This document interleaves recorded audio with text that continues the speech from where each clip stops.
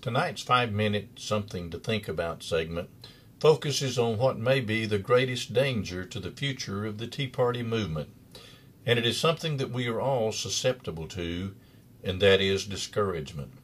When this movement began more than 5 years ago, there were many people who were filled with enthusiasm. Eagerly they joined in to save the Constitution and the country. But unfortunately, many of these along the way, when they saw that things were not changing as much or as quickly as they had hoped, became discouraged and dropped out, saying, "What's the use?" Well, the next time that you or I or anyone we know involved begins to be tempted by discouragement, I want you to think about a man who lived a long time ago. He was a preacher living in a very wicked world, and he preached to them for 100 years. Without converting a single one of those people out there over to the side of right and truth. This man was Noah. You know, most of us probably think, well, surely after 50 years he would look around and say, I don't think this is working. I believe that I'll just give up. But he did not. He persevered. He completed his task. Now we might ask, was Noah a failure just because other people would not heed his warning? Or was he a success? Well, certainly all of us who are alive today and who have been alive since the flood, we know that Noah was a great success. For if he had given up and not finished his task, the entire world, the whole population of the human family, would have been washed away in the great flood, and you and I would not be here. So we owe Noah big time.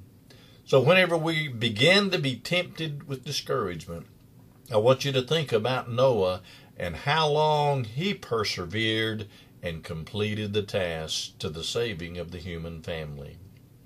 But in addition to that, I know that things look bleak sometimes, and we try hard at so many things, and a lot of things don't pan out like we wanted. But the Tea Party movements have accomplished a great deal in the short time that they have been in existence.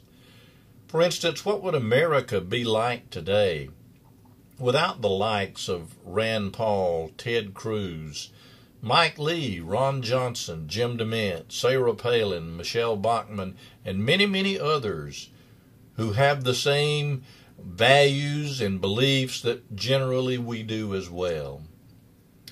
They have made a great difference in the country. Rand Paul and Ted Cruz, with their filibusters on the Senate floor, captured the attention and the imagination of the American people. And people will remember that they were the ones who stood up against Obama.